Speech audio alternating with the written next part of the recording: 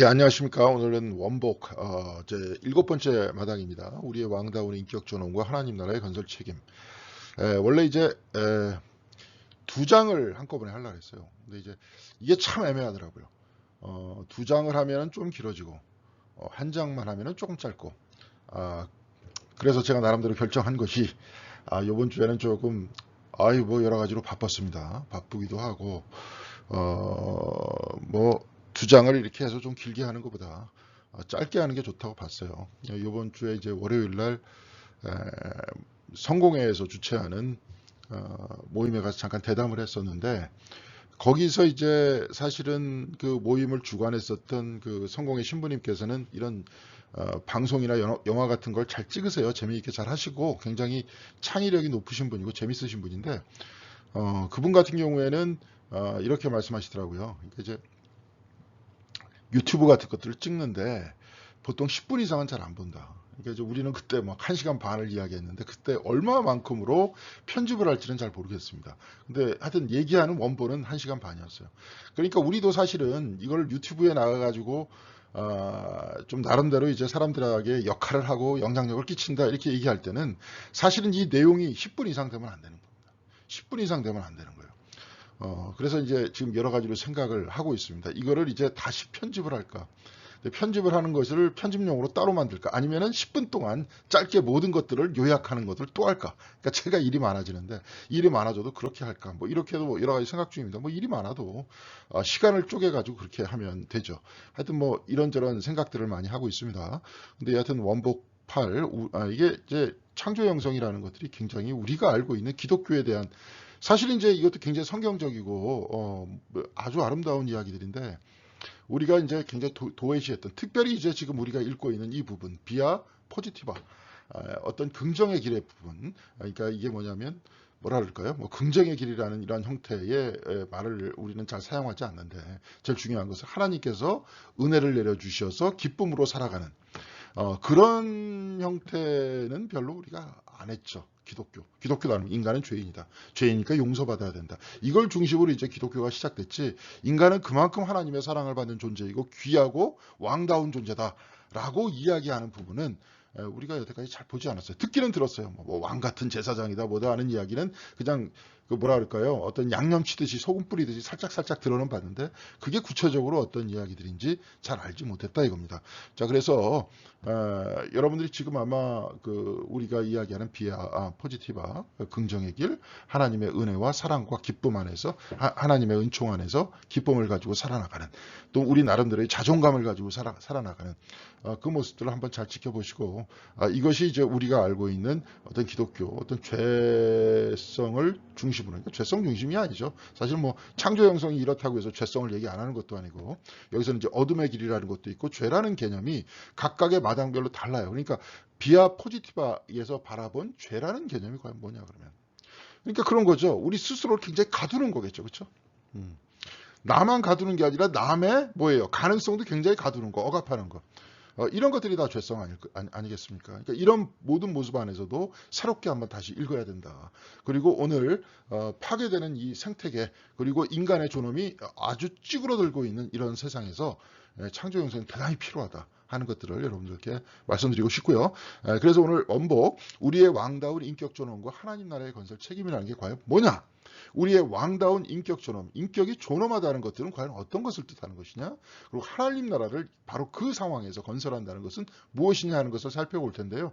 여기서는 이제 특별히 왕이라는 건 과연 뭐냐? 성경에서 왕이라는 건 과연 뭐냐? 그래서 우리가 왕으로서의 삶을 어떻게 살 거냐? 애초에 왕은 이제 여기 제일 처음에 하나님이란 뜻이죠. 이스라엘의 왕은 하나님밖에 없으니까. 근데 하나님 께서 왕이시고 동시에 우리를 왕과 같이 만드시고 메시아를 통해서 우리를 이끌어 주시면서 동시에 우리의 삶의 모범이 되신 메시아의 모습을 보여주면서 왕이라는 것도 왕다운 삶이라는 게 과연 어떤 거냐 하는 것을 우리가 오늘 한번 짧게 살펴볼 수 있도록 그렇게 하겠습니다. 다음 보겠습니다. 여기서는 이제 시편 110편 3절의 말씀 모태에서부터 너 옛날의 새벽부터 너희 거룩한 산에서 왕권을 받았다. 너희들은 모태에서부터 이미 뱃속에서부터 왕권을 받았다는 거예요. 그러니까 이게 딱 얘기를 하면 왕권을 받았다는 그 쉽게 얘기해서 다윗과 같은 왕족에 대해서 이야기할 수도 있겠지만 여러분과 우리 모두가 다 왕으로서 그렇게 존중받는 자로서 책임을 지닌 자로서 선택을 받았다는 거죠. 자, 그래서 이제 누가복음 17장 21절에 예수님께서 뭐라고 말씀하셨습니까? 하나님 나라는 여러분 가운데 있다. 저 멀리 뭐 떨어져 있는 뭐 우주 행성에 있는 것이 아니라 여러분 사이에 있다. 여러분 가운데 있다. 여기 특별히 이제 굉장히 중요한 말이 가운데라는 이 말이 이제 영어로는 그런 뜻이잖아요. 가운데. 그러면 하나님 나라가 너희 안에 있다. 영어로 이제 within이라는 뜻입니다. Kingdom of God is within you라는 표현을 써요. within. 근데 이 뜻에는 within도 이제 약간 그런 뜻이 있지만 원래 이제 이 히라버 표현은 within이라는 것은 무슨 뜻이 있냐면 이런 뜻도 있어요. among. 너희 안에, 너희들 사이, 너희 가운데. 그러니까 제 안에도 있고요. 우리들 사이에도 있는 겁니다. 여기서 이제 우리가 이 책을 읽으시는 분이 예를 들어서 이제 뭐 여기서 이제 뭐 저 책을 읽으시면서 뭐 우리 교회뿐만이 아니라 바깥에 뭐 다른 교회 다니시든지 뭐 이렇게 그런 분들도 있으실 텐데 만약에 그 분들이 모여가지고 하나의 커뮤니티를 이룬다면 하나님께서 우리 안에 계시기도 하고 어떻게 돼요? 우리 같이 읽는 우리 사이에도 있다는 거예요. 그러니까 안에 있어서의 내면의 이야기임과 동시에 우리 모두의 이야기일 수도 있다는 거예요. 그것이 하나님 나라예요. 그래서 하나님 나라를 건설한다는 것들은 뭡니까? 우리 안에 건설함과 동시에 이것이 1차적이죠. 하나님과 우리와의 관계가 돼야 되니까 동시에 어떻게 해야 돼요? 우리 사이에서 바로 우리의 공동체를 하나님 나라로 만들어야 된다. 그 책임이 들어가 있는 겁니다. 그러니까 중요해요. 뭐 자꾸 가만히 보면 교회에서도 요즘에 이제 이런 분들이 있어요. 뭐 이제 요즘에도 막 나누고 그러는데 교회에서 교회는 이제 선한 곳이어야 되잖아요. 사랑이 넘치는 곳이어야 되잖아요. 그리고 선해지려고 착해지려고 다니시는 분들도 있고 구원을 향해서 거기서 사랑의 공동체를 이루자 하면서 막 나름대로 열심히 일하시고 봉사하시면서 자기를 드러내지 않으려고 하면서 낮추려고 하면서 막 하는데 그런 사람을 향해서 뒤에서 뭐 저 뭐야 이러면서 틱틱대면서 막 그냥 뒷담을 잡고 하면 여러분 어떻게 생각하세요? 뭐 사회에서는 경쟁하면서 돈 벌어 먹으려고 막 그냥 막 경쟁하다가 누구한테 욕 먹을 수도 있고 신경 안 쓰고 막 가는데 여기는 그 모든 것이 무장 해제되는 곳이잖아요. 교회는. 그렇게 다 내려놓고 거룩하게 하나님 나라를 향해서 일하면서 나아가려고 그러는데 그걸 가지고 뒤에서 그냥 발목 잡고 헐뜯는다 만약에 그럼 그런 일하시는 분들의 상처가 마음속에 얼마나 크겠어요. 근데 교회마다 다 있어 그런 사람들이 있고 아주 그냥 그런 역사적 소명을 띠고 태어나신 분들이 있습니다. 꼭 한마디씩 하고 역으로 돌려서 그 말을 마치 자기가 교회에 대해서 봉사할 때 자기한테 남들이 그렇게 한다고 생각해 보세요. 많이 계시지 않지만 몇몇 분들이 이건 정말 주의해야 됩니다. 교회에서는 특별히 말이라는 건요. 사람들을 마음속에 한번 꽂히면 굉장히 아파요. 뭐 주먹으로 때리면서 싸운다. 막 이렇게 얘기하면 그냥 상처 아물면 끝이지만 말은 잘못하면 일평생 갑니다. 그래서 그냥 자기 일 아니라고 그냥 툭툭 던지고. 그게 하나님 나라입니까? 예? 그렇잖아요. 그렇죠? 그러니까 특별히 말과 행동을 조심해야 돼요. 왜? 우리는 하나님 나라가 우리 안에 있고 동시에 우리 사이에 있으니까. 우리는 좀 이따가 이야기할 겁니다. 그 책임을 가지고 살아야 돼요. 우리는. 그러기가 굉장히 중요한 거다. 이거 생각해 보시고요. 사람마다 귀족이다. 사람마다 고귀한 왕의 혈통을 받아 하나님의 본성과 하나님의 광야의 내밀한 깊은 데서부터 태어났다. 모든 사람 왕의 혈통이라는 거예요. 그렇잖아요. 여러분들 안에 뭐 왕도 뭐 지가 태어나고 싶어서 태어났습니까? 태어나 보니까 왕 아들로 어떻게 로또식으로 당첨돼 갖고 나온 거지. 아니 자기가 의지대로 뭐 내가 뭐 프랑스 왕의 아들 뭐 조선 왕조 누구의 아들을 모르게 태어나기 위해서 태어났어요? 그걸 또 내가 그러면 왜 노예의 아들로 태어났느냐. 하나님의 섭리에 대해서 얘기하겠습니까? 요즘에 지옥이라는 영화. 그러니까 가만히 보니까 이제 뭐 거기에 대해서 거기 누가 죽는 것에 대해서 자꾸 의미들을 부여하려고 그래요. 저도 이제 저 주일날 설교 준비하면서 그 지옥도 인용을 할 건데 자꾸 어떤 사람이 이제 간택을 받았고 죽어 거기서. 그러니까 너는 이제 죽을 것이다 해갖고 어떤 괴물 같은 인간이 여러분 보셨을 겁니다. 인간이 아니라 괴물 같은 애들이 나와서 막 사람을 막 엄청나게 막 두드려 패더니 그냥 죽여. 그게 너무 끔찍해요. 그게 모든 사람이 다 보는 앞에서 막 그러니까 막 방송도 찍고 막 이러는데 우리나라 사람이 막 보는 앞에서 막 이런 현상들이 일어나니까 그게 얼마나 무서워요. 근데 사실 그 사람들이 죄인이라고 자꾸 그러는데 이 사람들은 죄인이 아니에요. 물론 성경책 안에서 표현대로 보더라도 이 세상에 의인은 없대 하나도 없잖아요. 선한 분은 하나님 한 분밖에 안 계시고 죄라는 것을 다 따지면 인간이 다 죄인인데. 그러니까 그 죽은 사람들이 특별히 죄인이라 그러면서 그 사람들 막 죄를 찾으려고 그러고 이것 때문에 제가 죽은 것이다 얘기를 하는데 그렇지 않잖아요. 우리 일상을 살면서도. 뭐 몸에 병이 걸렸다면 우리가 뭐 죄져서 병이 걸린 거예요. 안 좋은 일이 일어났다. 뭐 우리가 안 좋은 그걸 해가지고 뭐 안 좋은 일이 일어났습니까? 그렇죠? 예, 그런 거예요. 그냥 일어난 겁니다. 근데 그걸 자꾸 그런 식으로 연결시켜서 내가 이제 벌 받는 것이다. 이런 것들로 자꾸 설명을 하죠. 이런 인간의 심리가 있기 때문에 거기서 이제 이단 교파가 생기잖아요. 뭐 새진루이니, 회니, 뭐 화살촉이니, 뭐 이런 것들이 생긴다. 난 정확하게 인간의 심리를 잘 파악한 것 같아요. 그 영화가. 네. 그런 것 같습니다. 근데 이제 그런 거는 아니죠. 그런 것들은 아니죠. 마치 사람이 태어나다 보니까 이렇듯이 이런 일들이 발생을 합니다. 기독교는 거기에 대해서 원인을 이야기를 하잖아요. 그래서 오히려 마이스터 에카르트처럼 어떻게 얘기합니까? 모든 사람은 왕의 혈통을 받았다. 모든 사람은 하나님의 본성과 하나님의 광야의 내밀한 깊은 데서부터 태어난 하나님으로부터 왔잖아요. 그러니까 여기 광야라는 표현, 뭐 사막이라는 표현 잘합니다. 마이스터 에카르트가. 그래서 가장 깊은 곳에서부터 나왔다. 한 분 한 분 하나님께서 다 사랑하신다. 그러니까 우리는 인간에 대한 책임으로서 우리는 어떻게 해야 돼요? 한 분 한 분이 다 사랑받는 그 세상을 만들어야 되는 거예요. 우리 주변에. 그렇죠? 우리는 신앙생활 하니까 그런 세상을 우리는 만들기 위해서 노력해야 된다. 이 얘기입니다. 자, 오늘 제7장은 성경에서 말씀하는 왕이란 무엇인지를 세 가지로 파악하여 나누고 우리가 왕이 되는 것과 연결시킵니다. 특별히 물론 이제 첫 번째는 왕이 하나님이다. 우리는 하나님이 아니잖아요. 그러니까 이제 하나님에 대해서 딱 얘기하고 그 다음에 진짜 이스라엘의 왕과 메시아로서의 왕을 이야기하면서 우리가 메시아인 예수 그리스도를 어떻게 닮아갈 수 있을 것인가, 우리가 어떻게 왕과 같은 사람으로 살 것인가, 여기에 대해서 이야기를 하고 있습니다. 성경도 역시 마찬가지로 그렇게 이야기하고 있습니다. 자, 그래서 이스라엘의 왕은 무엇인가 이렇게 이야기하니까 첫 번째 이스라엘에게 왕이라는 말의 첫 번째 의미는 하나님이 왕이시라는 거예요. 근데 하나님이 어떤 왕이냐? 하나님이 당신 백성과 함께 여행하시고 함께 계시고 그들을 이끄시는 왕이에요. 그냥 왕이 아니라 함께 이끄시는 왕. 이끄신다. 함께 하신다. 하나님이 우리와 함께 있다. 그게 이제 마태복음에서 뭐라 그랬습니까? 임마누엘. 그래요. 하나님이 우리와 함께 하신다. 예수의 이름은 누구니까? 임마누엘이에요. 예수님의 존재는 뭐예요? 마태복음에서는 임마누엘이에요. 하나님이 우리와 함께 하신다. 하나님 뭐가 됐어요? 인간이 됐어요. 우리가 똑같은 몸을 입은 인간이 됐어요. 하나님이 인간이 되셔서 우리와 함께 하신다. 바로 그것이 임마누엘이래요. 2000년 전의 모습이 아니라 시간을 뛰어넘어서 지금도 우리와 함께 하신다. 킹덤 오브 갓도 마찬가지고 예수께서 within us, 우리 안에 계시고 우리 among us, 우리 사이에 계시니까. 무슨 말씀인지 아시겠죠? 하나님이 우리와 함께 계시다. 그래서 시편 149편 2절에는 이스라엘은 그 지으신 분으로 기뻐하고 시온의 자녀들은 그 임금님으로 즐거워할지어다. 하나님은 그냥 인간만 또 지으신 것이 아니라 여기서 이제 얘기하고 싶은 것은 모든 창조계 전체를 지으셨다는 거예요. 하나님은 우리의 왕이시면서 우리와 함께 계시면서 동시에 뭐예요? 우리를 지으셨다는 거예요. 하나님 지으셨다는 건 뭡니까? 그러면 다 아시겠습니까? 창조주. 그렇죠? 창조주가 인간만의 창조주입니까? 아니죠. 모든 피조물을 다 만드신 그런 분이시죠. 그래서 유대의 병행법을 전제할 때 이 시편은 분명히 지으신 분과 임금님을 동일하게 표현하고 있고요. 그래서 주님은 위대한 하나님, 모든 신 위의 대왕이시니 모든 신 위의 신이시다. 그렇게 표현하죠. 그렇죠? 땅 깊은 곳에서부터 산봉우리까지 모두 다 그분의 것이다. 세상에 모든 뭐 이때 당시에는 그래요. 뭐 사람이 너희들이 이 신을 저 신, 뭐 산의 신, 무슨 신, 막 다 얘기한다. 뭐 달의 신, 태양의 신 다 얘기하는데 다 누가 만드셨습니까? 하나님이 만드셨다. 그래서 신 위에 신이라는 거예요. 그래서 땅 깊은 곳에서부터 산봉우리까지 모두 다 누구의 것입니까? 하나님의 것이에요. 그러니까 하나님은 인간의 하나님, 인간의 왕이심과 동시에 또 어디의 왕이십니까? 모든 피조세계의 왕이시라는 거예요.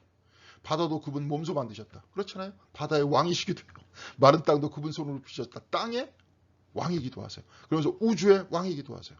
전체 피조세계를 만드신 창조주이기 때문에 그래요.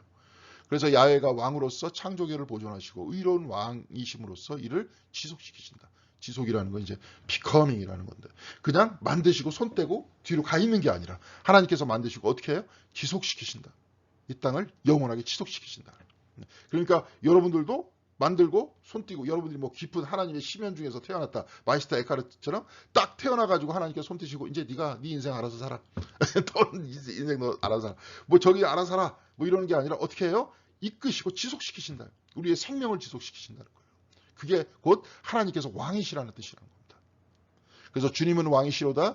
땅은 용약하고 수많은 섬들이 기뻐할 것이다. 구름과 먹구름이 그분 주위에 정의와 공정이 그분 어저의 바탕이시로다. 이제는 뭐가 나옵니까? 정의와 공정. 공정이라는 말 요즘에 하여튼 뭐 정의입니다. 정의로서 지금 다스리고 있다는 거예요. 하나님께서 정의로서 다스리고 계시는 바로 이 땅 안에서 우리는 이렇게 해야 되나. 그래서 강들은 손뼉치고 산들을 함께 환호할지어다. 그렇잖아요. 강들에 이제 하나님이시기도 하시고, 그렇죠? 강들도 만드셨으니까. 그분이 주님 앞에서 세상을 통치하러 오시니, 주님 앞에 세상을 통치하러 오시니, 이제 나중에 이제 그분이라는 그 뜻은 나중에 이제 메시아를 뜻하기도 하죠. 누리를 의롭게 하시는 백성들을 올바로 통치하시리니. 이제 하나님께서 통치하신다. 백성들 통치하시고 누구를 보내시기도 하시고 우주와 자연의 왕이시기도 하시다. 바로 그분이 누구예요? 왕이신 하나님, 창조주 하나님이시다. 그래서 우리와 함께 하신다. 그래서 아까도 얘기했지만 임마누엘이다. 그렇게 표현했습니다. 자, 우리가 이것을 굳건히 붙들어야 돼요. 저는 요즘에 막 그런 얘기를 많이 합니다. 아니 이제 요즘에 막 뭐 정신병, 정신적인 병들, 이 병들이 대단히 많이 생기는 이유는 뭐냐? 바로 이런 형태의 믿음이 사라졌다. 우리가 또 그렇게 얘기했잖아요. 우주가 사라졌다. 하나님께서 활동하시는, 우리 주변에서 활동하시는 바로 그에 대한 믿음과 그에 대한 눈과 안목들이 사라졌다. 그러니까 그냥 오로지 뭡니까? 자기 혼자 그냥 태어나서 막 경쟁하면서 돈 많이 돈이 가장 편안하잖아요. 돈이 있어야 자기가 보호받을 수 있으니까. 그렇죠? 그래야지 집도 있고 밥도 있고 다 하니까. 그러니까 그거 더 얻기 위해서 나중에 집 있고 밥 있고 막 다 있으면 더 이상 그렇게 많아도 괜찮은데 이제는 본인의 욕망을 채우기 위해서.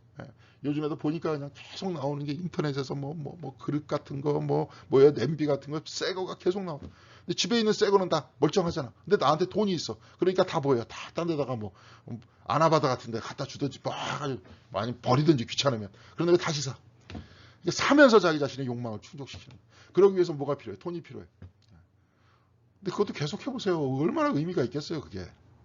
사람들은 그러기 위해서 태어난 존재가 아닌데 의미들을 추구하고 사람들은 또 사랑하기 위하고 사랑을 받기 원하고 그런 존재인데 자기 자신의 욕망만 충족시키면 얼마나 사람이 뭐라 그럴까요?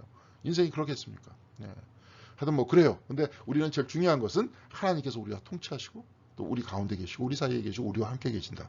이런 것들을 굳건히 붙들 때 우리의 마음이 흔들리지 않는다. 그것은 돈으로 채워질 수 없는 것이다. 그래서 우리가 이 신앙을 회복하면서 가야 된다. 이 얘기입니다. 자, 그래서 나는 야훼 너희 거룩한 자 이스라엘의 창조주 너희 왕이다. 이제 그런 이야기죠. 이사야서 43장 15절의 말씀입니다. 자, 그래서 두 번째 왕이란 이스라엘 백성 가운데 인간 왕이라는 뜻입니다. 인간 왕이에요. 하나님은 우리의 창조주이시다. 그러니까 하나님은 왕이시다. 왕은 곧 창조주이시다. 우리만의 창조주가 아니라 모든 피조세계의 창조주이시고 그가 곧 우리와 함께 있다 하는 것이 첫 번째 왕의 의미라면 두 번째는 실질적으로 진짜 이스라엘 백성 가운데 인간의 왕이에요. 창조주이자 왕이신 하나님은 인간들에게 창조계의 보존을 또한 맡기셨어요. 그러니까 여기서 왕이라는 것은 뭐 사울이라든지 다윗이라든지 솔로몬과 같은 왕일 수도 있지만 여러분들 한 분 한 분을 다 왕으로 뽑으셨어요. 아까 마이스터 에카르트 나왔잖아요. 모든 인간이 왕이다. 그런데 하나님께서는 맡기세요. 다 하지 않고. 하나님께서 다 하시면 어떻게 될 것 같습니까? 이 세상에 죄도 없고 뭐 우연히 죽는 사람도 없고 막 얼마나 좋을 것 같아요. 그런데 하나님께서 맡기셨다는 거예요. 왜? 여러분들 한 분 한 분의 자유의지. 그렇죠? 여러분들 스스로의 선택의 의지. 하나님과 동행하는 의지. 그것 때문에 그렇다라고 막연하게 성경은 이야기하고 있잖아요. 근데 우리는 이것이 마음에 와닿아서 도대체 왜 하나님께서 그러셨을까 하는 것들을 사실 구체적으로 알 필요는 없죠. 그래도 그 희미하게 이야기하시는 바로 그 이야기. 우리는 그래서 이해할 수 없는 부분은 많지만 그래도 분명히 우리가 붙들어야 될 것은 아까 좀 전에 얘기했듯이 하나님께서 우리를 만드셨고 우리를 사랑하시고 우리와 함께 계신다. 여러분들이 몸이 아파도 하나님께서는 나와 함께 계신다. 지금. 내가 지금 슬픔을 당하고 내가 괴로움을 당해도 내가 분명히 하나님께서는 뭐예요? 나와 함께 하신다. 지금. 그런 믿음을 가지고 살아나가는 거죠. 우리는 사실 그 믿음을 붙드는 거예요. 그렇지만 희미하게나마 하나님께서는 인간에게 맡기셨다는 거예요. 왜 구체적으로 맡기셨는지는 난 잘 모르지만 하여튼 성경 안에서는 뭐예요? 내가 이 땅을 너희에게 준다. 이렇게 말씀하셨잖아요. 여하튼 그것을 보존하면은 뭐예요? 그 땅을 맡기셨으니까 땅을 내 마음대로 파괴하고 내 뜻대로 하는 게 아니라 뭐예요? 창조계의 보존과 우리와 같이 삶을 위해서 우리는 그렇게 살아야 되는 거죠. 그렇게 명령하셨으니까. 그래서 하나님은 인간에게 세계에 대한 뭐예요? 책임을 부여하셨어요. 이게 이제 버나드 앤더슨이라는 사람이 특별히 창세기 앞부분에 글들을 이렇게 쭉 보면서 이제 구약학자인데 한정된 의미로 인간은 끊임없이 역사의 갈등 속에 위협해오는 혼돈의 힘들 앞에서 창조계의 보존에 일조하는 왕이 되도록 의도됐다는 거예요. 번역이 좀 이상한데 여하튼 그런 왕으로 하나님께서 삼으셨다는 거예요. 예를 들어서 뭐 그렇죠. 우리 같은 경우에 지금 있을 때 뭐 우리가 지금 막 날씨가 겨울이 오니까 막 미세먼지가 엄청나게 뿌옇잖아요. 그래서 이제는 4만4온이 아니라 4만4미래매요. 따뜻한 나라는 그냥 미세먼지가 이쪽으로 쏟아오니까 어디서부터 와요? 중국에서부터 오잖아요. 중국에서부터 미세먼지가 오는 이유는 뭐예요? 그 사람들이 석탄 떼니까 그래요. 되게 웃긴 게 그들이 굉장히 부자인 것 같고 막 저는 이제 중국을 안 가봐서 모르겠지만 뭐 북경이라든지 상하이 같은 데 보면은 막 엄청나게 삐까번쩍한 빌딩들이 있는데 그 뒷부분에 사람들은 석탄을 떼고 사는 거예요. 그러니까 제 1차 산업하고 3차 산업이 다 짬뽕되어 있는 전형적인 지금 이제 개발도상국이죠, 한마디로. 네. 그러면서 이렇게 오염을 시켜내고 있어요. 사실은 이것을 극복하려고 그 많은 인구한테 쉽게 얘기해서 청정에너지를 보급할 수 있는 기술력이 아직도 없는 거예요. 그러니까 그냥 그 많은 인구가 석탄을 떼다 보니까 이거 어떻게 됩니까? 자, 그러니까 우리는 어떻게 해야 돼요? 저들은 저럴지라도 우리가 이 세계를 어떻게 보존할까를 해야 되고, 정치하는 사람 같은 경우에 그들과 끊임없이 협상을 벌이면서, 그리고 거기서 진짜 과학을 공부하는 사람, 뭐 이런 사람들은 그 석탄이 아닌 대체 에너지를 끊임없이 개발해야겠죠. 이것이 바로 생태계 안에 살고 있는 하나님의 창조계를 보존하는 우리 자신의 책임이라는 거죠. 예. 왕들이 보존과 정의로 창조계를 관리하는 데 실패하면 이들과 끊임없이 대결하는 것이 누구예요? 예언자. 자, 그러니까 우리가 예언자의 정신이 있다는 것은 뭡니까? 왕들, 곧 일반 사람들이 끊임없이 뭐예요? 이거 제대로 생태계 보존 못하고 우리나라 뭐 지금 막 그런 사람 있잖아요. 원전 마피아라고. 예?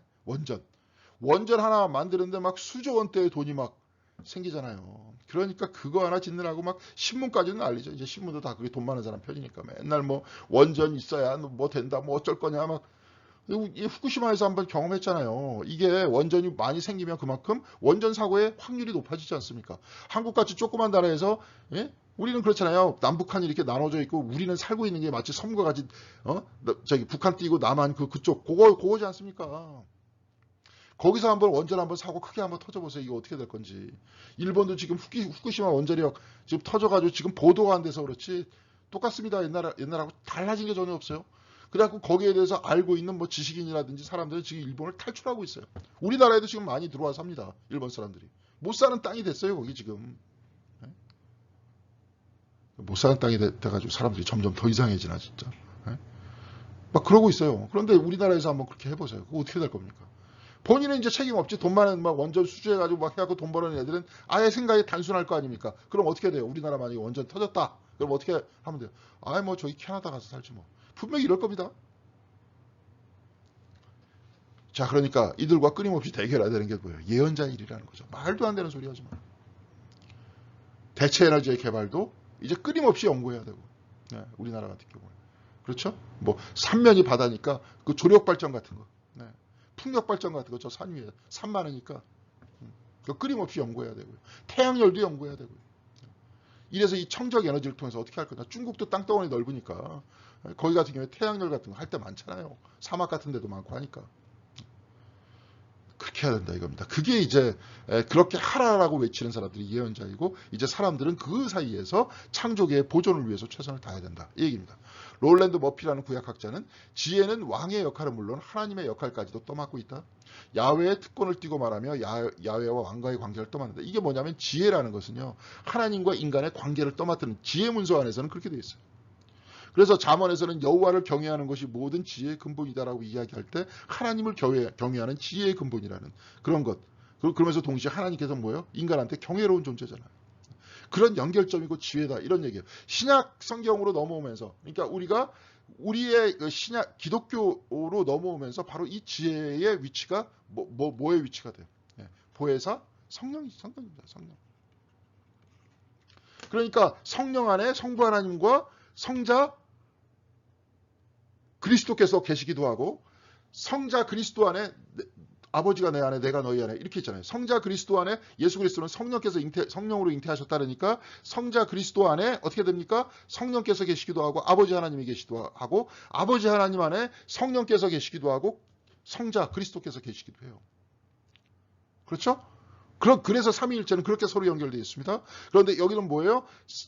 성령 하나님 안에, 즉 지혜 안에 인간과 하나님이 같이 공유하고 있는데 이 지혜는 하나님께서 주시는 지혜죠. 그렇죠? 성령도 하나님이시잖아요. 성부도 하나님이시잖아요. 네. 그렇죠? 성부 하나님께서 지혜를 통해서 우리에게 지혜를 주시고 이것이 곧 창조계를 보존하는 지혜와 질서를 향해서 나아가야 된다는 거예요. 그게 롤랜드 머피의 이야기입니다. 네. 그래서 정의는 온 창조계의 질서와 균형을 확립한다. 여기서 정의예요. 불의는 혼돈을 낳는다. 이 혼란스러운 거, 이 생태계가 파괴되는 거, 이게 다 뭡니까? 불이라는 거예요. 지금 가만히 보면 우리는 뭐 그냥 자연 뭐 이렇게 현상 뭐 어쩔 수 없지 막 이러지만 이런 창조 중심의 생각들을 가지고 있으면 바로 이렇게 쓸데없이 원전 막 만들겠다. 이렇게 공해물질 막 배출하겠다. 막 우리 마음대로 어디서 버려가지고 완전히 쓰레기산으로 만든다. 이 모든 것들은 뭐예요? 불이에요, 불이. 혼돈을 만드는 겁니다. 그런데 정의란 창조계의 질서와 균형을 확립하고 이 안에서 하나님께서 우리들에게 주시는 지혜를 통해서 창조 세계를 보존하는 것, 우리의 삶을 보존하는 것. 바로 그것이 우리의 일이라는 거죠. 마지막으로 이스라엘 왕권의 셋째 단계는 메시아 전승이에요. 메시아 전승. 첫 번째는 창조주 하나님. 두 번째는 이스라엘의 일반 왕, 또 저와 여러분과 같은 사람. 세 번째는 메시아 전승이라는 거예요. 이새의 그루터기에서 햇순이 나오고 뭐 쭉 나오죠, 여러분들. 이사야서 11장 1절에서부터 5절까지. 그 뿔에 새싹이 돋아난다. 야훼, 여호와의 영이죠. 이제 야훼라 그런 건 이제 공동번역 쪽에서 주로 이야기를 하고요. 야훼였을 거래요. 여호와가 아니라 야훼였을 것이다. 그 위에 내린다. 지혜와 슬기, 경륜과 용기를 주는요. 그렇죠. 뭐 기묘자라 모사라 막 이러잖아요. 여기서 이거 뭐예요? 지혜와 슬기, 경륜과 용기. 이 모두가 하나님의 영이라는 거예요. 하나님의 영은 뭡니까? 성령께서 하나님의 그 어떤 숨이죠. 루아흐라는 게 이제 성령인데 곧 하나님이에요. 근데 지혜와 슬기를 주시고 경륜과 용기를 주세요. 자, 여기에 딱 따지면 뭐예요? 여러분들한테 지혜가 넘쳐. 하나님께서 주신 슬기가 넘쳐. 경륜과 용기가 넘쳐. 바로 그때 성령께서 역사하시는 거죠. 아니 구약 성경에 이렇게 나와 있잖아요. 이사야서 11장 1절에서부터 5절까지. 우리 어렸을 때부터 성령이 오시냐 그러면 성령 이것밖에 우린 잘 모르잖아요. 흥분하는 거 그래서. 그게 진짜. 근데 성경 안에서 보세요. 지금 지혜와 슬기, 경륜과 용기를 주는요. 내재하시는 하나님께서 우리에게 용기를 통해서 슬기와 지혜를 통해서 가난한 자들의 재판을 정당하게 해주고 바로 이것은 뭐냐? 이 모든 영이 우리에게 임해서 뭐예요? 정의롭게 된다. 흙에 묻혀 사는 천민의 시비를 바로 가르쳐준다. 아주 가난한 그들을 세운다. 우리 뭐 지금 보세요. 뭐 옛날에 뭐 헐러데이 막 부르면서 영화까지 나왔었는데 막 집단으로 탈출한 사람도 있었잖아요. 감옥에. 그러다가 막 어떤 사람 자살하고 뭐 어떤 사람 뭐 깜빵 가고 다시 들어가고 막 이랬는데 그 중에서 한 사람이 죽은 사람이 쓴 편지 안에서 그런 게 있잖아요. 자기가 이게 뼈저리게 깨달았던 거는 유전 유죄였다. 자기는 이 세상에 오히려 그 사람이 범죄자였지만 그 사람의 입을 통해서 사실 우리 모두 주변에 지금 보세요. 어떤 사람은 지금 대기업 뭐 딸인데 이게 어마어마합니다. 이게 마약 운반상이었어요. 그것도 굉장히 독한 LSD라고 난 몰라요.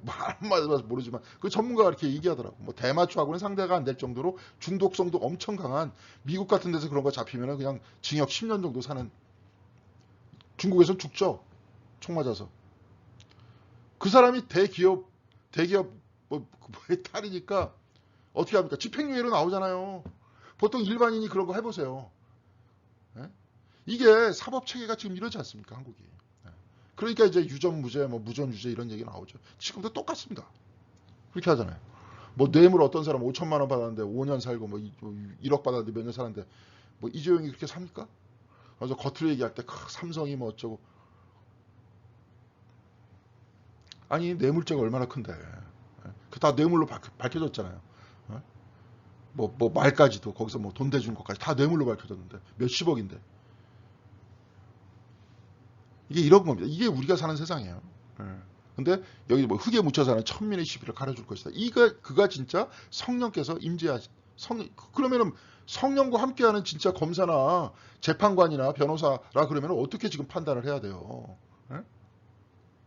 그런 사람이 성령과 함께하는 사람이라는 거예요. 그냥 쉽게 흥분하는 사람이 성령과 함께하는 사람이 아니라. 그래서 그리스도인은 이 왕다운 존재가 예수 그리스도의 인격에서부터 나타났다고 믿는 거예요. 그리스도는 백성과 함께 계신다. 시판이 아니라 심판입니다. 심판을 하고 사랑과 정의를 요청해요. 판단을 하시는 분이에요. 그리스도께서는. 메시아는. 심판을 하세요. 뭘로? 정의로 심판하세요. 그리고 사랑과 정의를 요청하세요. 항상 요게 들어가잖아요. 사랑과죠. 요즘 가만히 보니까 이제 사랑이 빠져있는 정의라는 것도 얼마나 폭력적이라는 것을 지옥에서 보여주고 있죠. 그죠? 하나님의 오른편에 앉기까지 하지만 무엇보다 백성을 불러 모아 하나님 나라로 이끄시는 분이에요. 예, 메시아예요. 사랑과 정의를 통해서 백성을 불러 모아 하나님께로 이끄시는 분. 그리스도께서 그러시잖아요. 항상 정의를 말씀하시나 그것이 폭력적 정의가 아니라 항상 뭐예요? 사랑 안에 있는 정의잖아요. 네. 그리고 사람들을 심판하시잖아요. 그렇죠? 그래서 지극히 작은 자에게 한 것이 곧 누구에게 한 것이에요? 나에게 한 것이라 그러잖아요. 흙에 묻혀 사는 천민들과 함께하는 바로 그 사람. 그 사람이 그리스도와 함께하는 것이다. 그리스도는 저 낮은 곳에 계시다. 이렇게 말씀하시지 않습니까? 시편 8편 6절에서 7절까지는 당신은 그를 하나님보다 조금 못하게 하시어 이제 여기서 이제 그가 누구냐면 인간이에요. 보통 모든 인간이에요.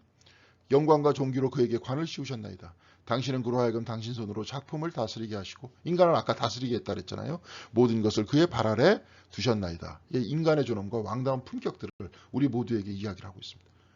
메시아가 곧 그러시지만 동시에 우리 모두를 그 메시아의 위치에 초대하고 계시다는 거예요.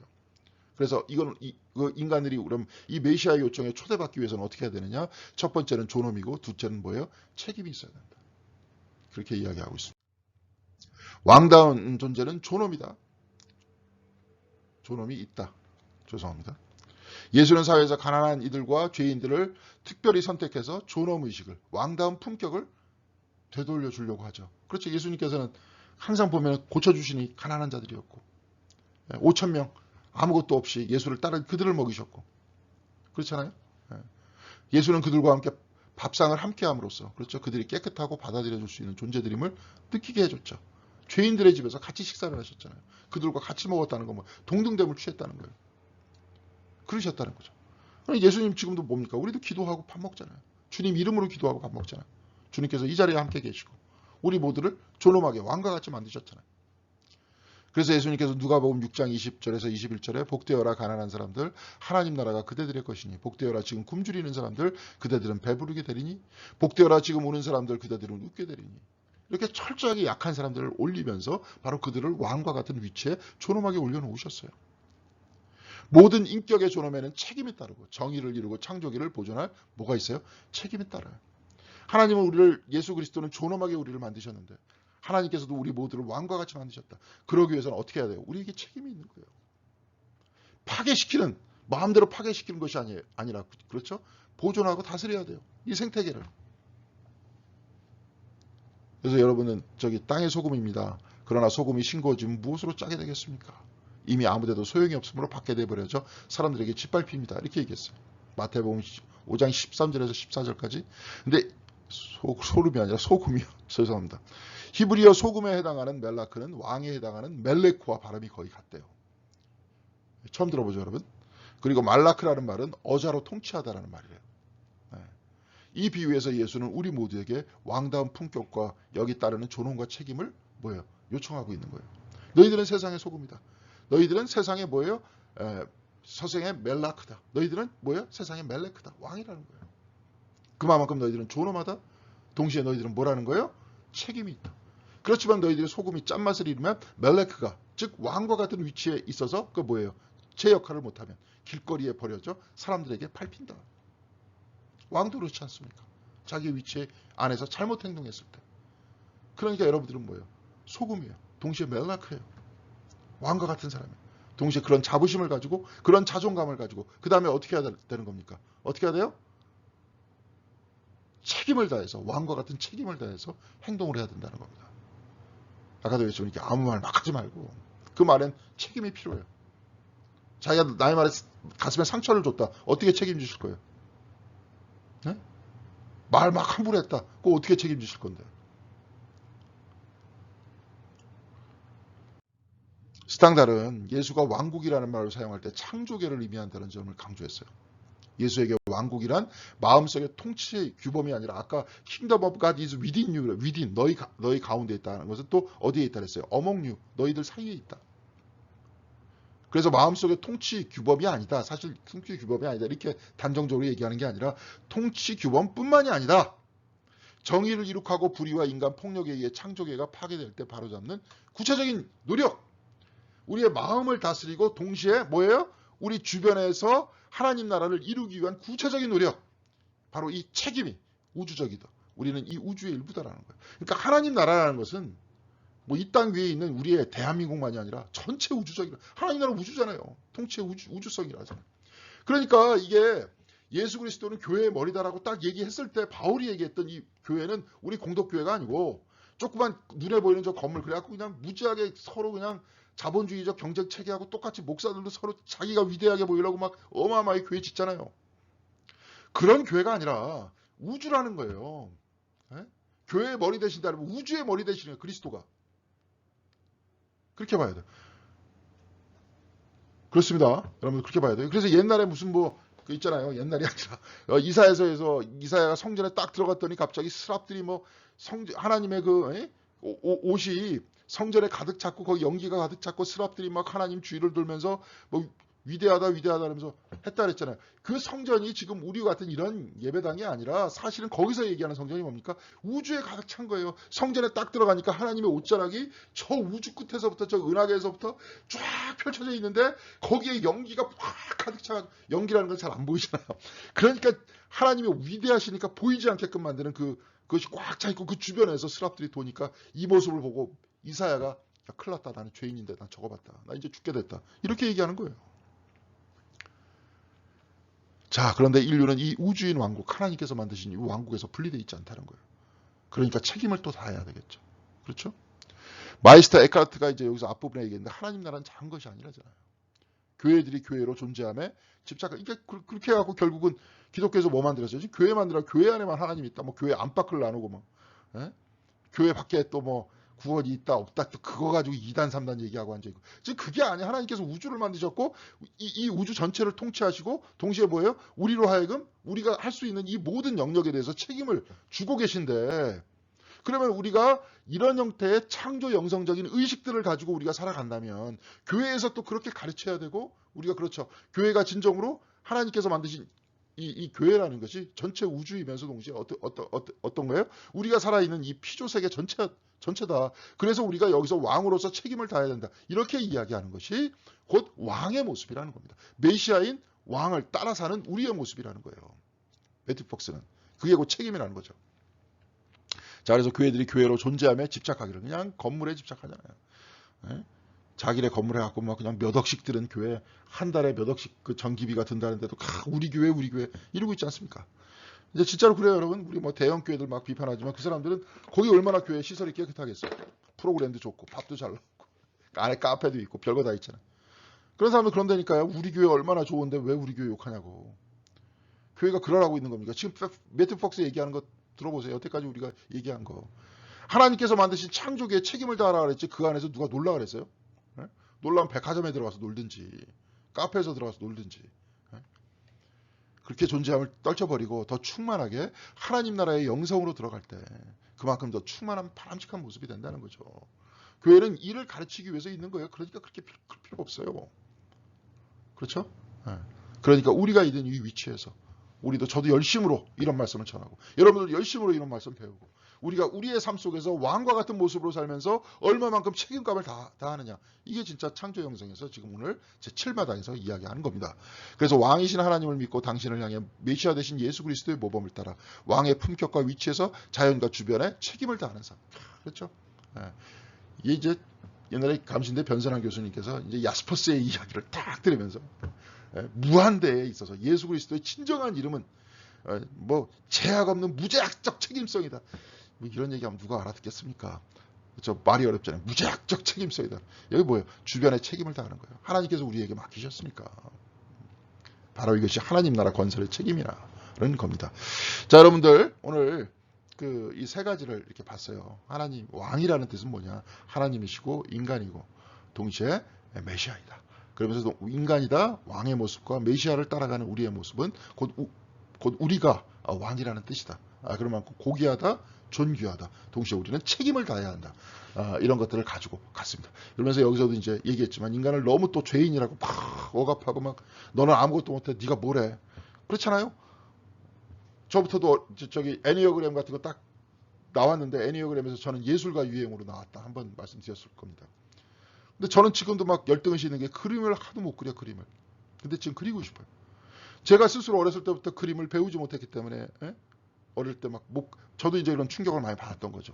누군가한테 손가락질 받고 너 이게 뭘 그림이라고 그랬냐. 근데 그런 거에 대해서 용기를 북돋아주고 그림을 더 배우고 막 하면서 막 아름다운 거 주변에 표현하면서 살아야 되는데 표현하고 살고 살고픈데 그게 억압당하면서 스스로 지금 그림들 그릴 때도 혼자 그리는데도 막 뭔가 주변에서 누가 보는 것 같고 못 그린다 내 스스로 막 얘기하고 있고. 그런데 그림을 제대로 배워서 내가 이제 그림에서 멋들어진 그림을 하나 쫙 완성하든지 수채화를 딱 완성했다. 정말 내가 보더라도 작품이다 하는 것들을 완성했다. 그렇게 나를 극복했다. 그럼 어떨 것 같아요? 여러분도 한번 해보십시오. 여러분들도 그런 열등감이 있는 부분들이 있잖아요. 근데 그건 다 내가 못해 그랬는데 못하지 않아요. 다 할 수 있어요. 뭐 인간이 얼마나 능력이 좋은데, 인간이 능력이 많은데. 저번 주에 설교 때도 말씀드렸지만 인간 스스로 자기 병을 자기가 나을 수도 있는데, 이렇게 하나님께서 무한대로 우리에게 가능성들을 주셨는데 스스로 억압하면서 막 그렇게 살았잖아요.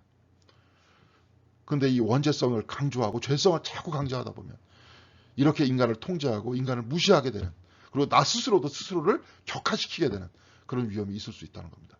그럼 이거 잘 보시고 오늘 왕과 같은 모습이 어떤 것인지를 잘 파악하고 오늘 다시 한번 여러분들 그 책 뭐 이렇게 번역이 이렇게 매끄럽지 못하지만 다시 한번 읽어보는 하루가 되시길 바라겠습니다. 예, 여러분들 수고하셨습니다. 감사합니다.